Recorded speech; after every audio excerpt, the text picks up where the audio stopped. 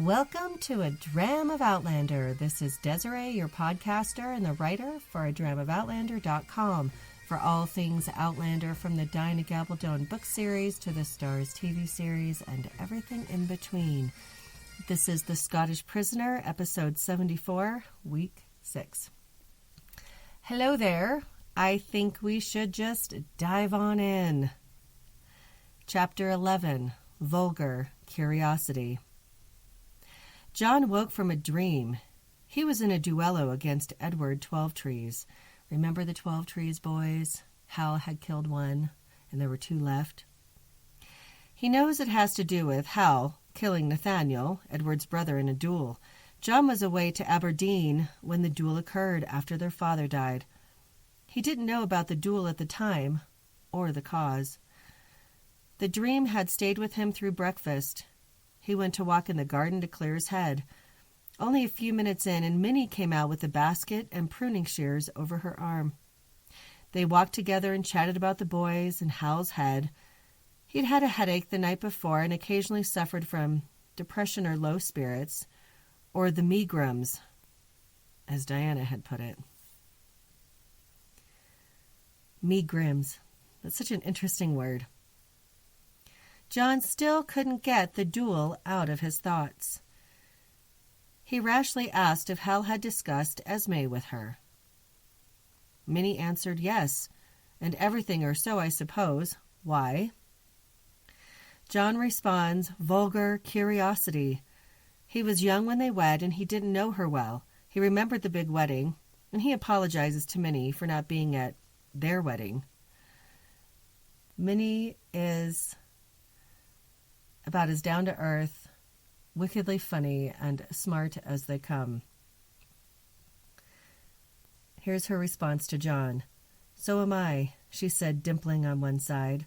You would have doubled the guest list, though it wasn't here, not in England, I mean.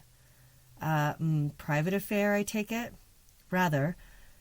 Hal had Harry Quarry to stand up with him, and he got the landlady of the pub to be the other witness. It was in Amsterdam. She didn't speak English and had no idea who we were. John wants to know more, but thought it might be too much to ask. It's so interesting, the social formality, even though she's his sister-in-law. She then tells him she was 6 months pregnant but had no intention of marrying Hal, and John is absolutely gobsmacked. She says she would have managed well enough on her own, and John agrees. She's so countercultural, our Minnie. And John asks, how did she come to meet Hal in Amsterdam, remembering he said it took him 6 months to find her. He came looking for her at her father's bookshop. She nearly fainted when he did, and so did he when he saw she was pregnant. And she smiled, a private smile. Hal simply walked in, literally picked her up, carried her out, and placed her in Harry's waiting coach. She was very impressed by it. I mean, she must have weighed 11 stone, which is around 154 pounds. Are you dreadfully scandalized, John? Dreadfully, he says dryly. He's very glad that Benjamin, their oldest, resembles Hal. She wants to know why he is thinking of Esme. He was thinking it wasn't like Hal to marry a boring woman. I'm reasonably sure that she wasn't boring, Minnie said dryly, though I thank you for the implied compliment.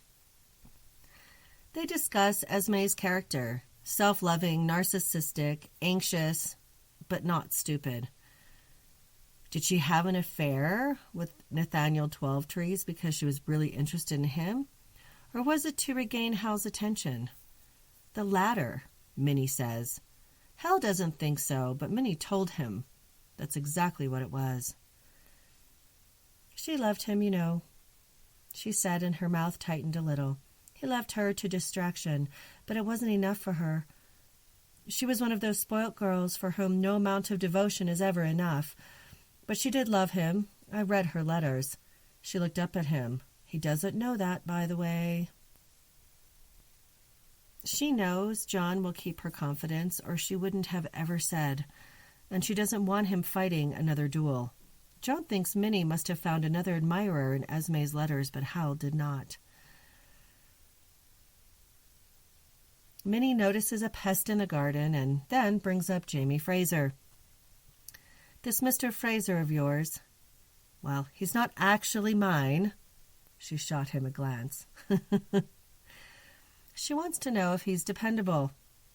John says he's a man of honor and of his word. Beyond that, he is Scotch and a Highlander to boot.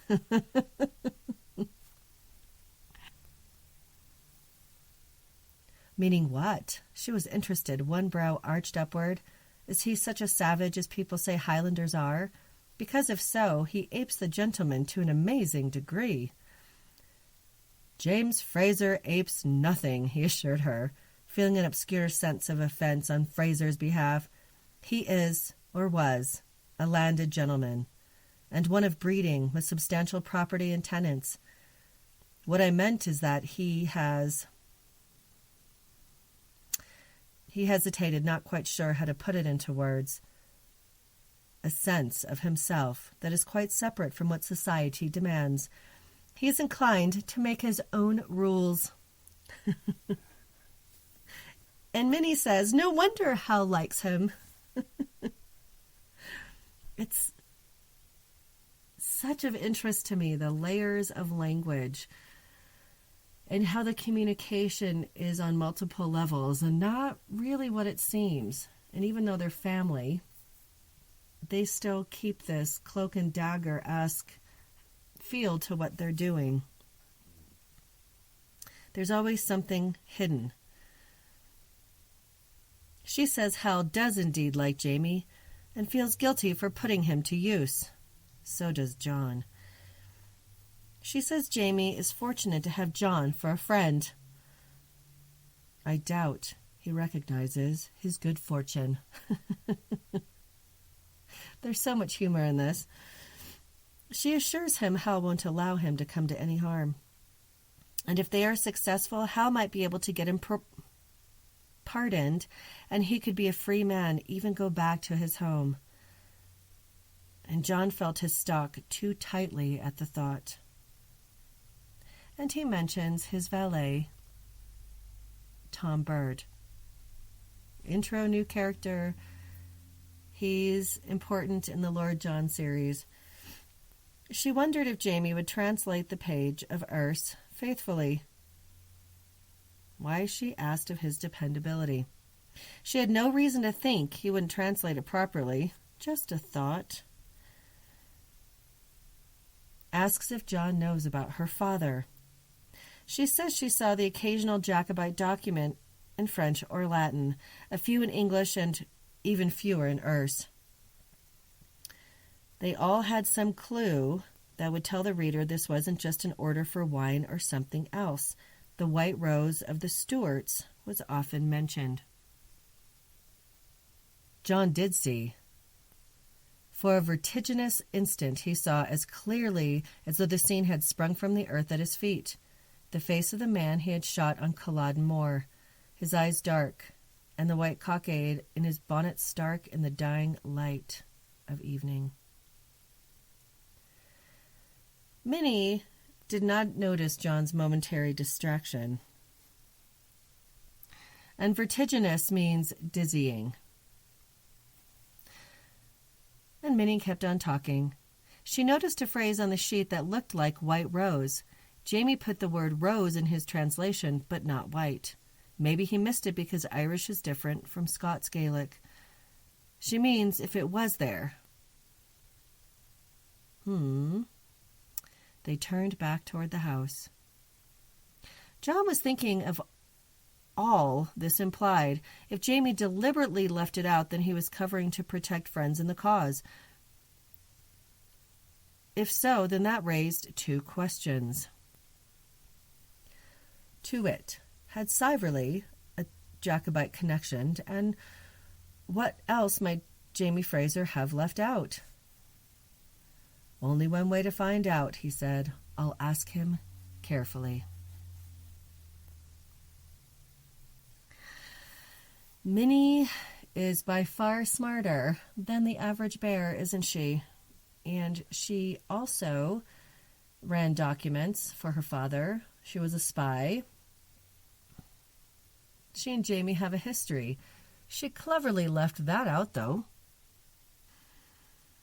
So did Jamie leave it out on purpose? We shall see. Chapter 12. The Belly of a Flea. The burden of that stable conversation at Hellwater still looms. Just because the ice was broken doesn't mean the lake is thawed between Jamie and John. They will undoubtedly find a way to work together closely in Ireland. No need to press matters before time. We shall think of it tomorrow. No need today. He was acutely aware of Fraser in the house, as was everyone. Hal treated him with a wary formality. Minnie was the only one who could normally converse with him. Tom Byrd, John's valet, was terrified of Jamie because of an experience at Hellwater. Though he thinks it was the vibe Tom was getting from John and Jamie, not something directly that happened to Tom. When informed that he would be attending to Captain Fraser's valeting, in addition to Gray's, though, Tom had grasped the nettle manly and been very helpful in compiling the tailor's list. He was passionate in the matter of male clothing and had lost quite a bit of his nervousness in the discussion of what might be suitable. Poor Tom is a more gentle soul, but his passion for his work supersedes everything. Tom Byrd greeted John in the morning, much to John's surprise, and he's hailed by Tom. He tells him Fraser's new clothes have come in. The room is filled with furniture covered in muslin, wrapped pieces. Tom is excited to show John. There's a green jacket and shirts and so much more. I love the description of the wrapped clothing looking like mummies. Is that symbolism for Jamie still being trapped? Will he be owned? Or is this his way of transforming into a new world? I mean, if Hal gets him pardoned, he could go back to having a life again, a real life, not as a traitor, not as a prisoner. Tom had been leery of taking the clothing up to Jamie as he still could be sleeping. John knew Jamie rarely, if ever, slept in past dawn, and for sure not in the last 15 years. In John's words, it was ludicrous to think Jamie had a lie-in. But Tom's remarks had meant that Jamie hadn't come down for breakfast or sent for a tray. Could he be ill? No, he wasn't ill, because just then the door opened. Jamie came in flushed from the morning air. John called for him, and Jamie looked surprised, with brow cocked in an inquiring way. There was nothing hidden in his expression. John thought he must have only gone for a walk and not met with anyone. He felt slightly ashamed for his thought. After all, who would Jamie know and see in London? John can be very presumptuous and a bit stuck up in his thinking sometimes.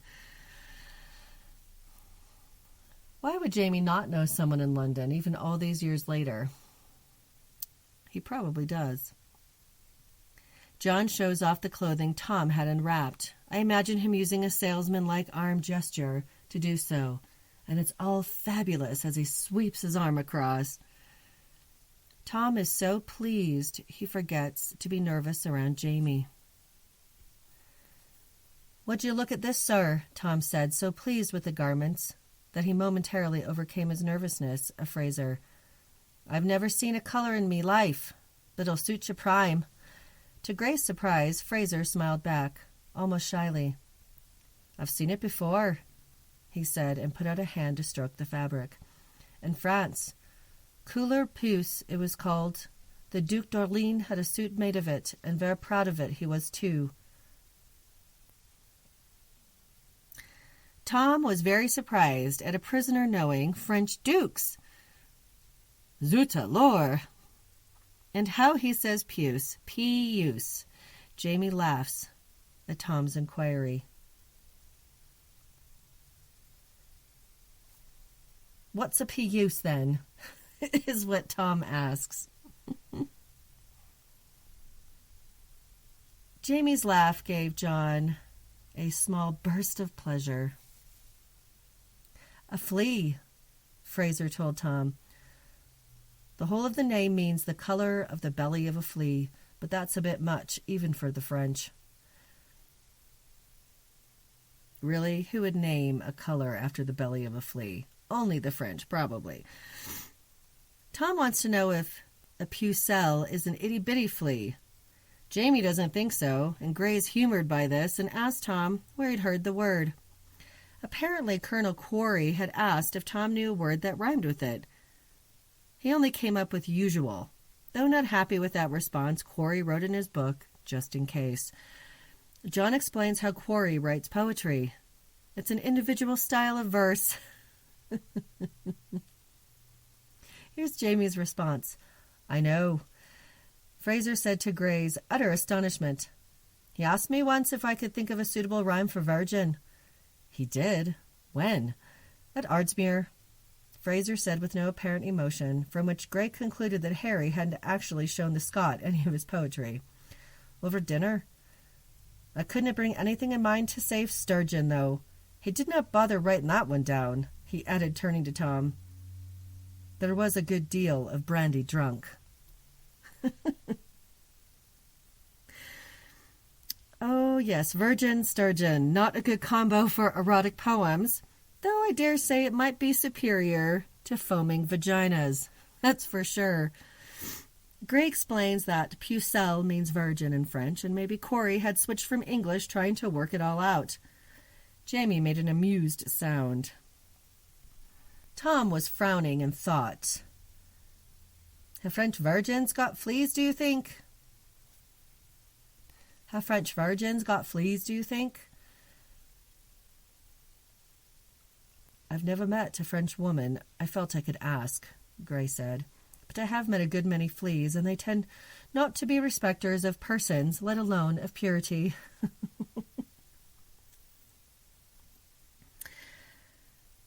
Tom is much needed levity, and he's quite loyal. Tom shakes his head to clear it and go back to where his competence lies. He points out all the new clothing to Jamie. It's quite a substantial wardrobe. But his riding boots and shoes hadn't arrived as of yet. Tom asks Gray if the borrowed boots Jamie is wearing would be proper for the beefsteak. And Gray scrutinizes them along with Tom and decides if he changes out the buckles, they will do. Tom takes them from Jamie and alters the buckle. Jamie waits until Tom is out of earshot and asks what the beefsteak is. My club, the Society for the Appreciation of the English Beefsteak. We are taking dinner there today with Captain von Namsen. He felt a small warmth at the thought of Stephen. Not sure which pronunciation. I've acquainted with him with this Siverley matter, and he is bringing someone he's known who might be helpful. He may have some information, but I also wish him to look at the fragment of Erse poetry you translated. He knows a good deal about verse and has encountered several variations on the wild hunt. Jamie wants to know what sort of club it is. John says it's not a bawdy house, an ordinary gentleman's club. Then he thinks maybe Jamie has never been in one, surely not in London. Jamie asks what type of men, soldiers? Is there a possibility he could run into someone from the uprising? Jamie's always thinking. John thinks it's unlikely, but Jamie completes the thought. He needs a fiction, a story as to where he's been and such. John agrees and bows. I will leave that to you, Mr. Fraser. You can inform me of the details on our way to the beefsteak. And he exits. Next, we find Jamie following John into the club. Jamie has a curious mind. He's been in all sorts of men's clubs in Paris, but not here. He presumed that since the English and French were different, the behavior would be different too, as much as the food would be. He's always thinking ahead, looking at different paths and plans and plotting a course, and he's trying to find his footing here. John sees von Namsen and calls to him, and Jamie thinks, Stephen von Namsen, the Graf von Erdberg. Stephen von Namsen, the Graf von Erdberg. A graf is equivalent to a count. Stephen greets John in the continental way, kissing both cheeks. And Jamie notices he has one arm missing. He sees a shrewd, affable, competent man, a good soldier in front of him. Jamie is excellent at sizing people up quickly. He thinks Stephen knows all about him and who he is, so there's no need for a fiction just now. He follows them into the private room Stephen had reserved. Jamie notices the details of the club along the way. Comfortable wealth is what this place reeked of. There was a low hum of service and conversation in this place, the kitchen noise and the smells of food. He understands why Gray likes it here. If you belonged, it embraced you. He didn't belong here, but for a moment wished he had. He was longing for a place, longing for something he could call his, longing for a place that would call him its own, where he would fit comfortably and be known. Remember, he'd only been using his real name again for a few days. Along the way, Gray and von Namsen had greeted some friends, and Jamie asked the steward a question. He was directed to where the privy was. He wanted to have an empty bladder and clean hands, as that's the least and most he could do in the situation to prepare. And he had no idea what was going to be happening over dinner. He's finding peace in a ritual. Gray nodded at Jamie knowingly and continued his conversation. He was speaking with Mordecai Weston, a captain in the Buffs. The Buffs is a Royal East Kent regiment. When Jamie hadn't returned in 5 minutes, he went looking for him. He found him outside the privy closet talking to Edward Twelvetrees. John was not pleased by this, given the family history. Twelvetrees was demanding to know what business Gray had with Fraser, and Fraser was declining to answer. That's all John heard. Then Jamie disappears into the privy with a solid slam of the door. Twelvetrees simply glared after him, looking like he would ask further questions when he was done with his business. John came up behind him and tapped him on the shoulder. Twelvetrees was well startled. This gave John some pleasure. John confronted him about asking after him. Twelvetrees became immediately angry. "You bloody meddler," is all he said. John told him to ask him directly if he had questions, not to harass his friends. Twelvetrees knows Jamie is a traitor. Read John's response. Gray's heart had given a bump at the word traitors, but he replied coolly, "You are fortunate that you did not use that word to the gentleman in question. Will I take the liberty of offense on his behalf? He might be inclined to take action, whereas I would not sully my sword with your blood."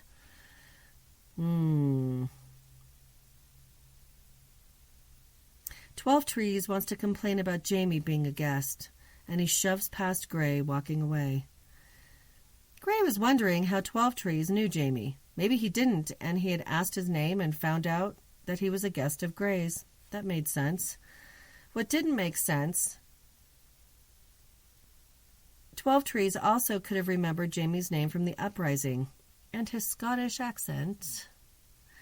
What didn't make sense, and was more concerning, is how Twelvetrees had addressed John's actions. What did he mean, meddler? Twelvetrees couldn't know what was in the Carruthers document or John pursuing Siverley. He stopped for a moment and gathered himself, and he knew this was not the right time to speak with Twelvetrees. So he simply went back to von Namsen. Van Namsen tells John he has an Irish acquaintance who could translate the letter if he wanted. He spoke in rapid German to John, but Jamie knew enough German, though it had been years since he'd heard or spoken it. He understood the essence of the conversation nonetheless. Jamie understood why they might want another to translate the letter to ensure its accuracy. Since Jamie, number one, had told them Scots and Irish Gaelic were close but not the same. He had, however, omitted the White Rose reference for something less obviously Jacobite, fairies strewing roses. He feels a minor qualm over this omission. He knew it was an encoded Jacobite document like the ones he'd seen in Paris. He chose to leave it out because he didn't know who wrote it or what the code said. He didn't want to possibly expose any Irish Jacobites to the English. Even though Jamie truly is not a Jacobite, that's not where his stake is, he is never going to give people up to the crown wittingly. He stopped his train of thought as he followed Gray and Von Namsen all the way into the private room, and the other gentleman was already there. Jamie knew the man. He didn't believe what he was seeing. The man was Thomas Lally, and he took Jamie's hand and greeted Jamie as Lord Brock-Turrock. Monsieur le Comte, Jamie replies. Comment ça va? He had been one of Stuart's aides de camp. Thomas Lally had been one of Charles Stuart's aides. Bink, bink, bink. So who is this Thomas Lally? He's half Irish and born in Ireland, but half French. He had fled Scotland after Falkirk and promptly taken up a commission with the French army, where he had been courageous but unpopular. How the devil did he come to be here? Jamie hadn't voiced that thought, but it must have shown on his face, for Lally smiled sourly. I am, like you, a prisoner of the English, he said in French. I was captured at Pondicherry, though my captors are sufficiently generous as to maintain my parole in London. So we have English, German, now French being spoken. And Von Namsen says, I see you are acquainted. He must know French, and he simply ignores that, and he invites them all to eat first. So Lally is another paroled prisoner pressed into service. They ate a 3-course English meal, and as they ate, Jamie thought the English weren't holding Lally any place lavishly.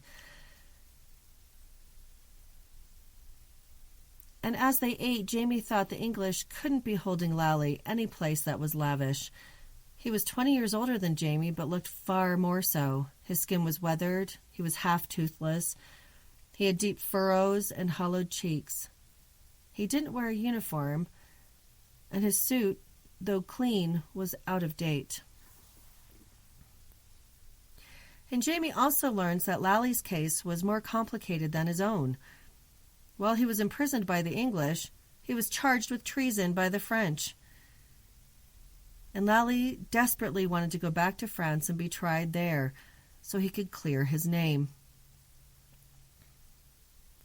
And Jamie wonders if Von Namsen offered to put in a good word for him if he would help in this endeavor. And Lally was observing Jamie just as closely, trying to figure out his part in all this. Over dinner, they spoke in English. When the Wild Hunt poem was given to Lally, he spoke in Irish. Jamie thought it odd to hear Gaelic out loud. It had only been in his mind for years. It felt like home. And he wanted to weep. Lally says he was told Jamie translated it already. Does he have the Irish then? Jamie shook his head and said in Gaelic, "No, though I could make out many of the words. Do you understand me?" And I can't do that Gaelic justice, so I'm not going to try.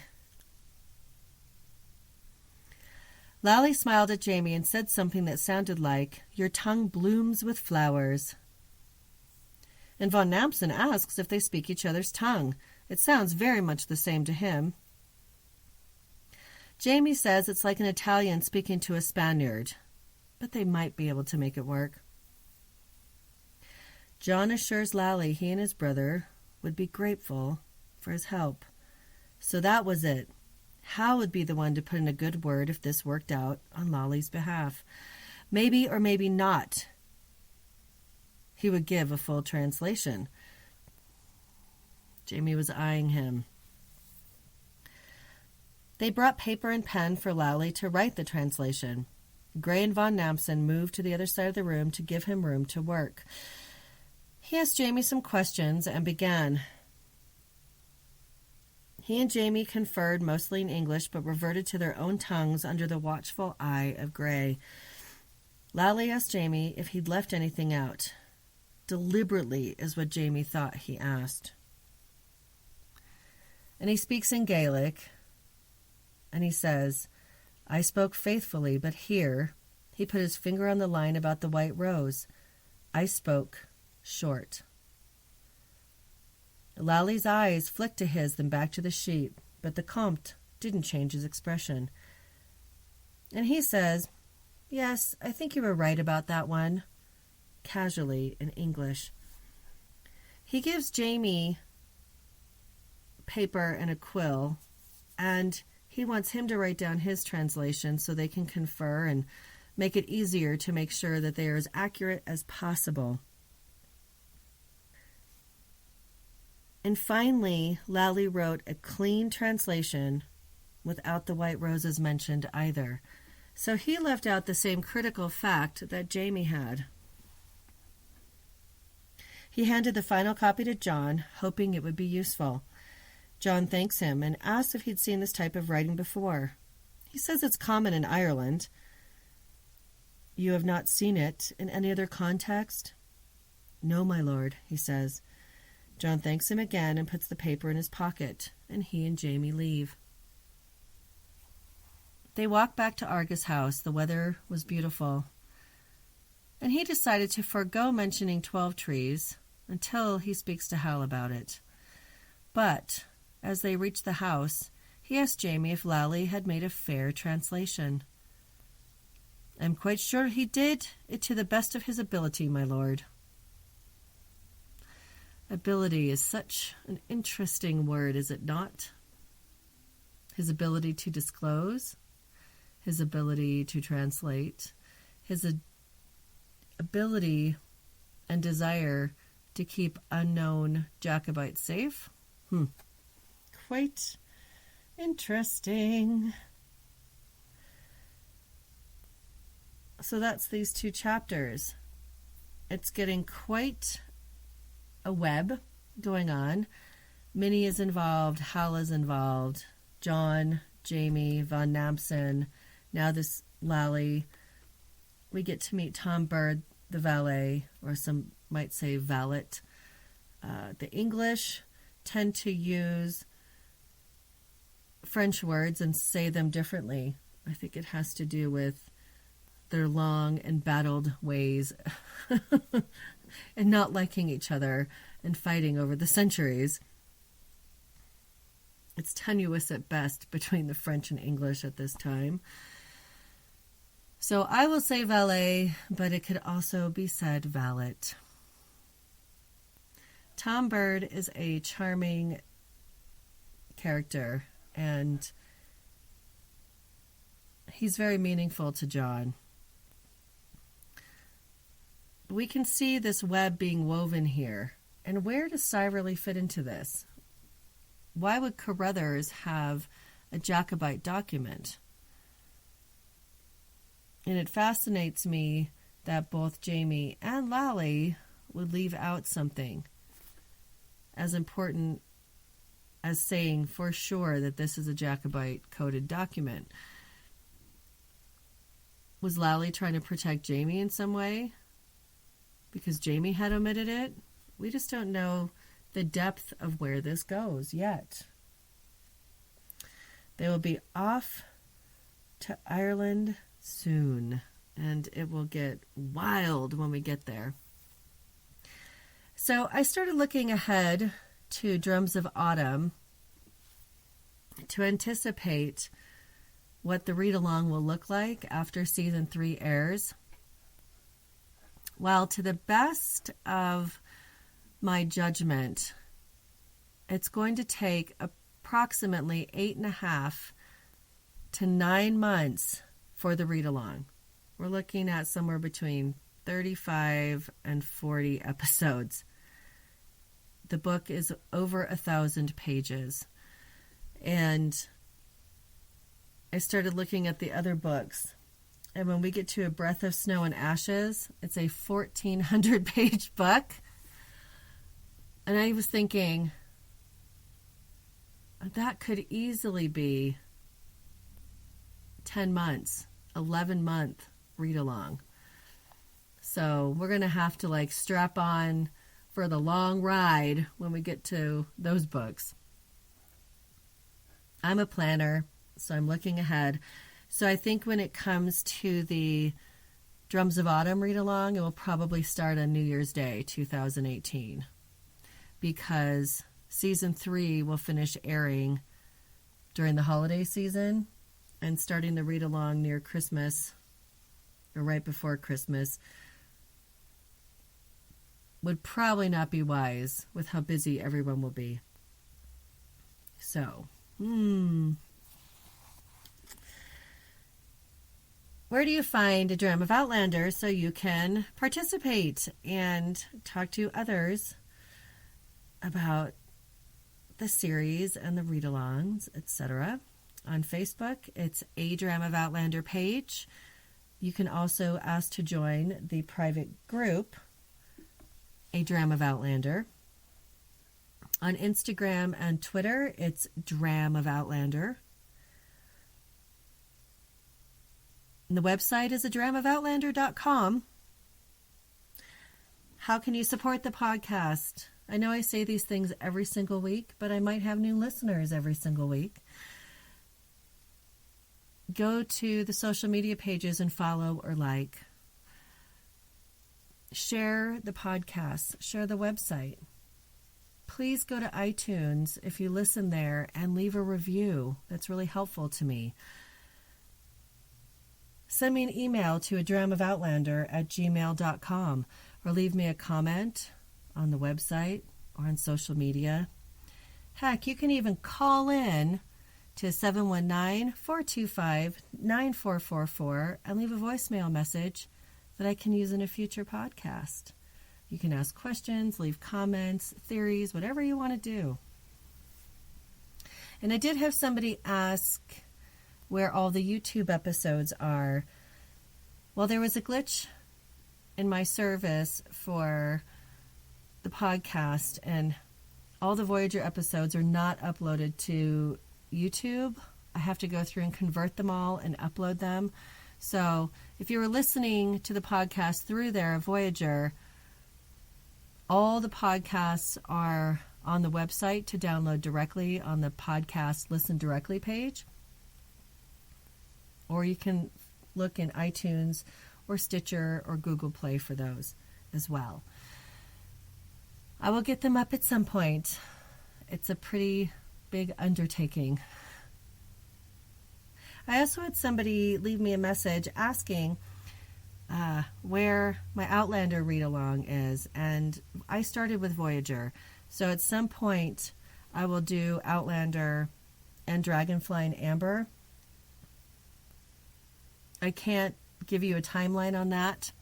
That's, again, also a very big undertaking when you look at the amount of chapters and pages and detail. And looking at Voyager taking 26 weeks and probably 8 to 10 hours a week to produce. I'm not sure when it will happen, but I will do my best to get one done for the future.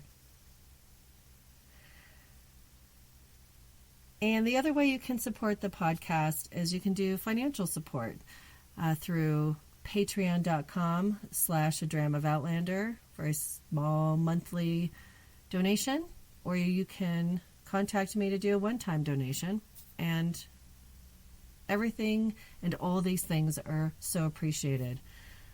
You can also participate on Wednesday nights. There is a weekly standing Twitter chat under the hashtag ADOO. And we talk about the prior week's podcast and any news that has come out. And this way, we all get to interact and have more ideas come up and thoughts and theories, and we can look at the development of characters in a different way. I'm not an expert on literary things. This is something I love, and I think through my years of experience, I can point things out. But this is me as a reader, as a consumer of many books, and as someone who loves these books because they seem so much a part of my life after 26 years.